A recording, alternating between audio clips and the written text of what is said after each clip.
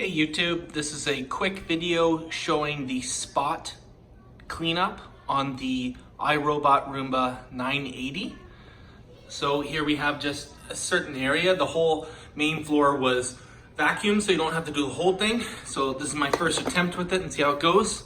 I've kind of seen online that people kind of put it in the area.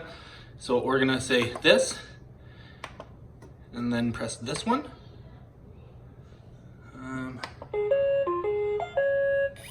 Okay. And let's see how it does.